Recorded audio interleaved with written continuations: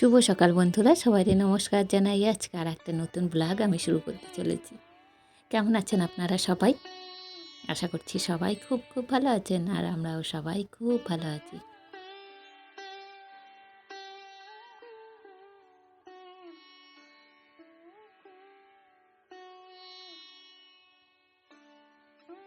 বন্ধুরা, আমি চিত্রা।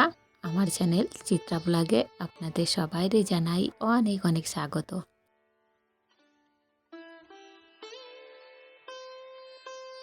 বন্ধুরা, আজকে হলো মঙ্গলবার, জ্যৈষ্ঠ মাসের মঙ্গলবার শুরু।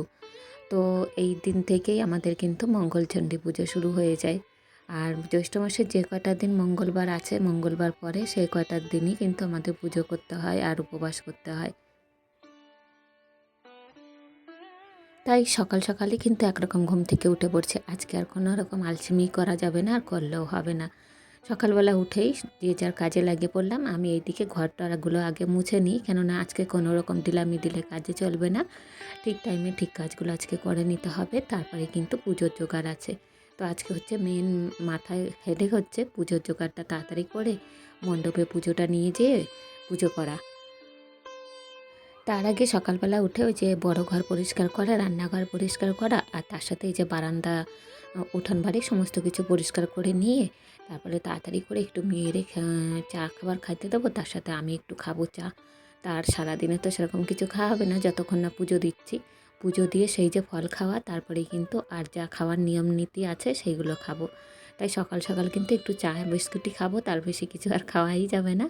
তো এই সমস্ত করে টোরে না মেরে নিয়ে একটু চাটা খেয়ে তারপরে কিন্তু সংসারে যা সমস্ত কাজকর্ম থাকে টুকিটাকি করে একটু একটু করে না সমস্ত কাজ কিন্তু আজকে ফেলায় রাখছি। যতটা না করলে হবে না, শুধুমাত্র একটু ঘর দুয়ার পরিষ্কার না করলে তো হয় না, পুজো আচারার ব্যাপার আছে, ছোঁয়া খাওয়ার ব্যাপার থাকে। তো তাড়াতাড়ি ঘর দুয়ারটা মুছে ওই যে একটু চা খাবার খাইয়ে তারপর কিন্তু নিজে স্নান করে নিছি। স্নান করে নিয়ে এইদিকে পুজোর জোগাড় করতে বসে পড়লাম। পুজোয় যা যা লাগে সেই সমস্ত জিনিস তৈরি করা। আর এই পুজোর মানে মঙ্গলচণ্ডী পুজোর মেন উপকরণ হলো আমাদের পরিবেশে, মানে আমাদের সংসারে, আমাদের ফ্যামিলিতে এই যে পানের মতো খিলি তৈরি করা কলা পাতা দিয়ে। আর এর মধ্যে আছে ধান, ধান নেই, চাল, জব আর তুলসী পাতা, তার সাথে দুব্ব দিয়ে তিনটে হচ্ছে পুজোর জন্যে। যে এখানে আমাদের ডিঙি পাতা হয়, বলা হয় মন্দিরের মধ্যে ডিঙি পাতা হয়। এইখানে দেখতে পাচ্ছেন কত কাঁঠাল পাতার পাতা, আর তার সাথে বেল পাতা 16টা করে সমস্ত পাতা। কাঁঠাল পাতা 16টা, বেল পাতা 16টা, আর তার সাথে দুব্ব যেটা দিছি না যে খিলির মধ্যে সেইগুলো 16টা, তারপর তুলসী পাতা 16টা, জব 16টা, চাল 16টা। তো এই সমস্ত করে কিন্তু ওই খিলিটা করা, আর কাঁঠাল পাতাগুলো ওইভাবে এই যে ঝুড়ির মধ্যে সাজায় নিয়ে মন্দিরে যাওয়া। তো এইদিকে আমি এই সমস্ত গোছগাছ করতেছি, ওইদিকে মা কিন্তু মন্দিরে যাবে বলে সেই সব গোছগাছ করতেছে। তো এদিকে আমি ওইটা গোছগাছ করে দেওয়ার পরে মা কিন্তু চলে গেছে। তার মধ্যে আমি এদিকে আবার যে পুজোর থালা নিয়ে যাব, মানে আমাদের যে খাওয়া দাওয়ার ব্যাপার থাকে না, ওই যে ফল ফলাদি যেগুলো খাইয়ে আমরা উপোস ভাঙি, সেই ফলের থালা আর কি সাজানো, আর সেই সাজায় নিয়ে মন্দিরে পুজো দিতে হবে। তো সেইগুলো একটু কাটাকুটি করে এই যে আমি রেডি করে নেব। আর ওইদিকে মা গেছে, মেয়েও গেছে তার সাথে, মানে মায়ের সাথে মেয়েও গেছে ওই পুজোর মন্দিরে, যেখানে আমাদের সিদ্ধেশ্বরী মায়ের পুজো হয়। ওই মন্দিরেই কিন্তু আমাদের সমস্ত সারা বছরের পুজো আর্চা করা হয়, মঙ্গলের জন্য আর কি। সমস্ত পুজোর যে ধরনের পুজোগুলো থাকে, তো সেই সমস্ত পুজোগুলো কিন্তু সমস্ত ওই মায়ের মন্দিরেই করা হয়। তো সেইখানে চলে গেছে মা ওই কাঁঠাল পাতা, তারপরে বেল পাতা, ওই ডিঙি পাতার জন্য। যারা জানেন এই সমস্ত পুজো যারা করেন তারা হয়তো জানবেন ডিঙি পাতাটা আসলে কী। তো সেগুলো না দেখলে না আপনারা বুঝতে পারবেন না কী ব্যাপারটা।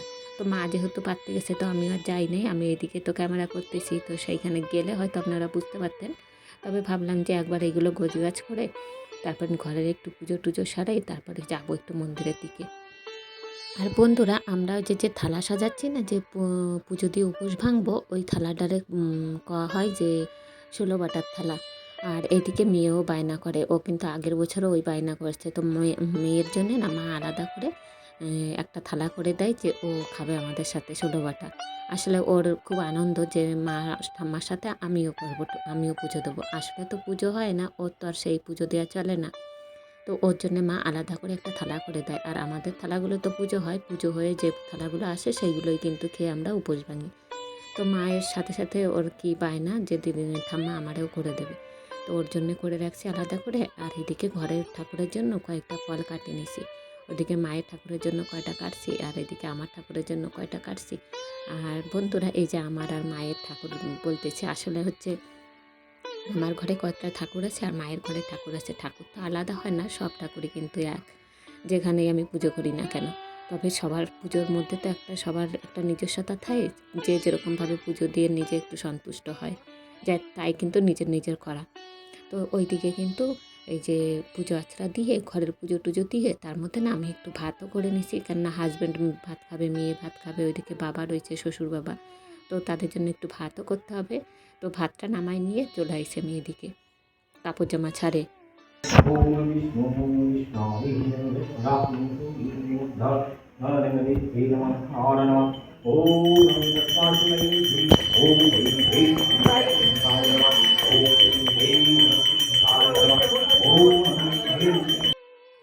এই হলো আমাদের সিদ্ধেশ্বরী মন্দির। আর এইখানে কিন্তু প্রতিদিনই বামুন ঠাকুরের পুজো করে, মানে আমাদের যে দাদা আছে বামুন দাদা, সেই দাদাই কিন্তু পুজো টুজো করে। আর প্রতিটা মানুষই কিন্তু গ্রামে প্রতিদিনই প্রায় 3-4 জন 5 জন, যেমন আর যেদিন একটু ওকেশন থাকে, মানে পুজোর বাজার যেদিন যে সময় থাকে, পুজোর দিন যে সময় থাকে, সেই সময় কিন্তু লোকের ভিড়টা একটু বেশি হয়। তো এইভাবেই কিন্তু কম বেশি লোকজন যা আশা করে এই প্রতিদিন মন্দিরে। আর প্রতিদিনই কিন্তু এভাবে বামুন দাদা পুজো করে। এই তো সিদ্ধেশ্বরী মন্দির, আর সাইডে আর একটা আছে শিবের মন্দির, তো সেইখানেও কিন্তু পুজোটা করে। আর এইটা হলো আমাদের ফ্যামিলির একটা নিয়ম। আমাদের দত্ত ফ্যামিলি, মানে আমাদের টাইটেল তো দত্ত, তো সেই দত্ত ফ্যামিলির, মানে আমার শ্বশুর বাবার বিরাট ফ্যামিলি, তো সেই ফ্যামিলিরই মন্দির এইটা। বন্ধুরা, কয়েকদিন আগে কিন্তু এই মন্দিরেই চুরি হয়ে গেছিলো, যেহেতু এই মন্দিরে মায়ের অনেক গয়না আছে, আর অনেক গয়না কিন্তু মায়ের পরানোও থাকে, আবার অনেক গয়না কিন্তু হেফাজতে থাকে। তাই যে গয়নাগুলো পরানো ছিল না, সেই গয়নাগুলোই কিন্তু চুরি হয়ে গেছিলো এই মায়ের মন্দিরে, তারপরে বাবার মন্দিরে, সমস্ত মন্দিরে, গ্রামের মধ্যে যে কটা মন্দির ছিল। আর এই যে মন্দিরটা দেখলেন, ওইটা হচ্ছে রাধা গোবিন্দের মন্দির। ওইখানে হচ্ছে রাধা গোবিন্দের পুজো করা হয়। তাই যখন পুজো করা হয় না, পাশাপাশি এদিকে মায়ের পুজো করা হয়, ওইদিকে রাধা গোবিন্দের পুজো করা হয়। তবে বামুন কিন্তু আলাদা, আমাদের মন্দিরের জন্য আলাদা বামুন, রাধা গোবিন্দের মন্দিরের জন্য আলাদা বামুন। তারপরে বন্ধুরা, এই যে পুজো টুজো দিয়ে কিন্তু ঘরে চলে আসলাম। প্রথমে না আমি ঘরে চলে আসলাম দেরি হচ্ছে দেখে, যে এদিকে তোমার রান্নাটা কমপ্লিট করতে হবে। একটু ডাল করলাম মাঝখানে, আর তার সাথে ভাবলাম একটু পোস্ত বাটবো, কিন্তু পোস্তটা এখনও বাটা হয় নাই। এই সমস্ত উপোস টুপোস ভাঙিয়ে তারপরে একটু পোস্তটা বাটতে যাব। তো তারপরে দেখলাম মা আর মেয়ে দুজনে মিলে চলে আসলো প্রসাদগুলো নিয়ে। ওদিকে পুজোর প্রসাদ, আর এদিকে 16 বাটার থালা। তো এইগুলো খেয়ে না এখন মা হচ্ছে একটা ওই কথা আর কি শুনতে হয়, ওই ঠাকুরের কথাগুলো, ওই কথাগুলো মা বলে, আর মা সেই কথাগুলো বলতেছে, আর মেয়ে হাসে মরে। তো ওরে তো বসার আগে বলে দিছি, না বসতেছি সেখানে ঠিক আছে, কিন্তু হাসাবি না। ননার আসল মজা কি জানেন, ওই যে খাবারগুলো খাওয়া হবে না, প্রসাদগুলো, ওই সময় কিন্তু কোনো কথা বলা যাবে না। এই যে খাবার আগে যে যার কথা বলে নেবে, তারপরে খাওয়ার পরে কিন্তু একদম যখন খাবার টাবার কমপ্লিট হয়ে যাবে, তারপরে কথা বলতে পারবে। আর ওই যে খিল্লিটায় যে জব আর তুলসী পাতা থাকে, সেটা কিন্তু কলা দিয়ে এক ঢোকে গিলতে হয়, কোনো রকম চিবোনো যাবে না। তাই ওইগুলো মুখে নিয়ে না জল দিয়ে গিলতে হয়। আর তখনই কিন্তু আমার মেয়ের মজা, মুখের মধ্যে নিয়ে এদিক সেদিক করে গিলতে পারে না, আর ওইখানে বসে বসে হাসাবে, নানান রকম কথা বলবে, যে ঠাম্মা কথা বলো, এই করো সেই করো। আর মা তো কথা বলবেই না, মা আরও ইশারা করে করে ওর সাথে মজা করবে। আর আমি না মাঝে মাঝে ভুলে যাই যে কথা বলতে হবে না, মেয়ে থাকলেই ওটা হয়। কারণ ওর সাথে কথা বলতে গিয়ে, ওরে সাড়া দিতে গিয়েই না মাঝে মাঝে মুখ থেকে বেরোয় যায় ফসকে। তো আবার মায়ের কাছে ক্ষমা প্রার্থী হয়ে মাঝে মাঝে বলি, মা ভুল হয়ে গেছে। এদিকে মাঝখানে মেয়ে আবার বায়না করছিল, মা আমিও চিড়ে খাবো। কেননা আমরা তো চিড়ে খাবো না, আমি আর মা। আমাদের ভাত খাওয়া একদমই যাবে না, হয় আটা নয় ময়দা। আর এই দুপুরের দিকে ওই যে উপোস ভাঙার পরে একটু চিড়ে, মুড়ি মুড়ি না চিড়েটা খাইতে হয় আর কি। তো সেইটারই বায়না করছিল, মা আমিও একটু খাবো। তো মাঝখানে না ওর একটু চিড়ে অল্প করে মাখায় দিলাম, কেননা দুপুরে না হলে ভাত খাইতে পারবে না। তো একটুখানির মতো ওরে মাখায় দিছি, আর ওরও ইচ্ছা মায়ের সাথে সাথে আমিও খাবো। তারপরে কিন্তু ওই যে দুপুরে একটু চিড়ে মুড়ি, এই মুড়ি নয় সরি, চিড়েটা আমি একটু গুড় দিয়ে, দুধ দিয়ে, আর একটু কলা দিয়ে মাখে একটুখানি খাইয়ে নিয়েছিলাম। তারপরে বিকেলবেলা এই যে চা করলাম, ওই একটু দুধ চা 3 কাপের মতো, 3 জনের। একজন মিস্ত্রি আইছিল, ইলেকট্রিক মিস্ত্রি, সেই তার জন্যে, আর আমাদের 2 জনের জন্য 2 কাপ। আর হাজব্যান্ড আজকে ইচ্ছে করেই না কয়টা লম্বু নিয়ে এসে, জানে যে আমার খিদে লাগবে বিকেলবেলা, একে তো ওইটুকু তো চিড়ে খাওয়া, আর খিদে না লাগলেও হয়তো আমি বলি না, কিন্তু ওর একটা মানসিকতাটা অন্যরকম, জানেন তো। যাই হোক না কেন, খাবার দাবারের কোনো রকম অভাব কিন্তু নাই আমার ঘরে। মানে খেয়ে দিয়ে আলা হয়ে যায় মাঝে মাঝে। আমি তো বলি এত খাবার আনবে না, খাবারে এত খরচা করো না, আর এত খেয়ে কী হবে, সেই তো মোটাই হতে হবে, রোগা কোনো দিন হতে পারবো না এত যদি খাবার খাই সব সময়। তারপরে বন্ধুরা চাটা খেয়ে আবার এই যে যেমন কাজ শুরু করলাম, আবার এই যে ঘরের বিছানাটা একটু বিকেলের দিকে একটু গোছগাছ করতেছি। ওই যে ইলেকট্রিক মিস্ত্রি কাজকর্মগুলো করে গেছে, তো তো সেই থেকে আর ঘরটায় হাত দেওয়া হয়নি, ঘর ঝাড় দেওয়া হয় নাই। তো ভাবলাম সব একবারে বিছানাটা ঠিক করে নিই। একটা তোষক না আজকে রোদে দিছি, ওই যে কালকে 2টে তোষক বার করে দিচ্ছি, 3টে তোষকই। তো কালকে একটা মাত্র রোদে দেওয়া হয়েছে, যেহেতু একটুখানি তো উঠোন, তো উঠোনের মধ্যে অতটা জায়গাও নাই, আর সব জায়গায় রোদও পড়ে না। যেইটুকু জায়গায় রোদ পড়ে সেইটুকু জায়গায় একটা তোষক উল্টে পাল্টে দিয়ে একটু মানে মোটামুটি একটু ফুরফুরে হয়েছে, তো সেই তোষকটা একটু পাতাইয়ে তারপরে বিছানা টিছানা একটু ঠিক করে রাখলাম। তো সেইখানেই ওই যে আমার হাজব্যান্ড এসে যেমনি আমি বিছানাটা ঠিক করছে সেমনি বইছে। তো ওর বসতে একটু লজ্জা লাগতেছিল, যদি আমি বকাবকি করি যে এইমাত্র বিছানাটা ঠিক করলাম, এখনই আসে আবার তুমি বসে পড়লে। তো সেই জন্য একটু আর কি ওর সাথে খুনসুটি হয়ে গেল। তো ওইদিকে হাজব্যান্ড তো খাটের উপর বসে টিভি দেখতেছে, তো ঘরে আর ঝামেলা করলাম না, যদি ওর একটু অস্বস্তি হয়। তারপরে এই সমস্ত কাপড় জামা ভাঁজ করতে একটু খোলা জায়গা না হলেও হয় না, তাই জন্য ভাবলাম একটু বারান্দায় বসি। তারপরে এইদিকে না ফ্যানটা চালাই দিছি, কারণ কাজ করতে করতে এতটা গরম লাগতেছে না, গা ঘামে যাচ্ছে। তো ফ্যান চালাই দিয়ে বেশ আরামে ওইখানে বসে কাপড় জামাগুলো একটু গোছগাছ করলাম।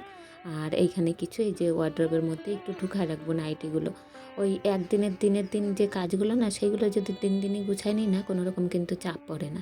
তাই এভাবে যদি প্রতিদিনই জামা কাপড়গুলো প্রতিদিনই গুছাই, এরকম জায়গা রাখি দিই না, সব কিন্তু গোছানো থাকে, দেখতেও ভালো লাগে আর নিজের মনটাও শান্তি লাগে যে ঘরবাড়ি অন্তত গোছানো আছে। বন্ধুরা, আজকের ভিডিওর কোনো অংশ যদি আপনাদের কাছে একটু ভালো লেগে থাকে, তো প্লিজ আপনারা একটা লাইক দিয়ে দেবেন। আর যে বন্ধুরা আজকে আমার ফার্স্ট টাইম দেখতেছেন, আপনারা পারলে প্লিজ সাবস্ক্রাইব করে দিয়ে আমার পাশে থাকবেন। আর ভিডিওর কোনো অংশ যদি আপনাদের কাছে একটুখানি হলেও ভালো লাগে, তো প্লিজ একটা লাইক করে দেবেন।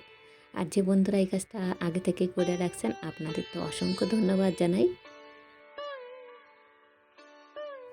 মেয়ের জামাগুলো না এইখানে ড্রেসিং টেবিলের একটা সাইডে না পুরোটা ফাঁকা থাকে।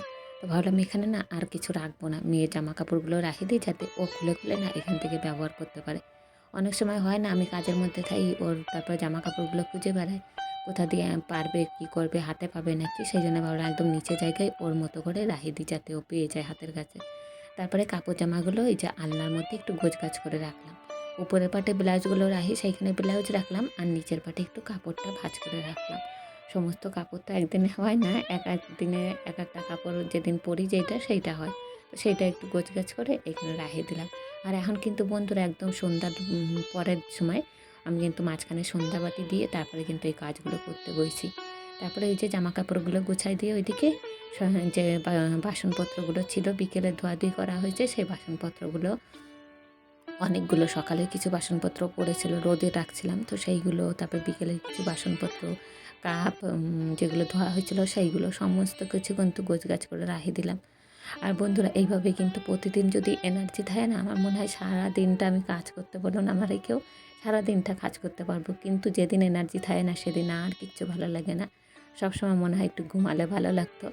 আর যেদিন একটু এনার্জি পাই সেদিন কিন্তু সেই জন্যই পুরোপুরি কাজগুলো করে নিই, যাতে কোনো রকম পরের দিন শরীর খারাপ হলেও যেন সেগুলো গায়ে না লাগে। তারপরে এই যে গোছগাছ করে রাতের কি খাওয়া হবে সেই জোগাড়। আর আজকে যেহেতু একটু ময়দা খাইতে হয়, তাই জন্য লুচি করলাম, তার সাথে একটু আলুর দম আর গুড় আর রসগোল্লা। রসগোল্লা তো আমরা খাই না, হাজব্যান্ডের জন্য একটু রসগোল্লা বের করলাম, ফ্রিজে ছিল, আর তার সাথে একটু গুড় আর আলুর দম। তো এই হলো আজকের খাবার দাবার।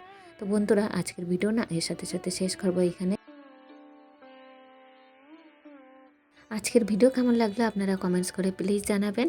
আবার দেখা হবে আগামীকাল ঠিক বেলা 3টের সময়। ততক্ষণ সবাই ভালো থাকবেন, সুস্থ থাকবেন, সবাইকে জানাই tata, bye bye, good night.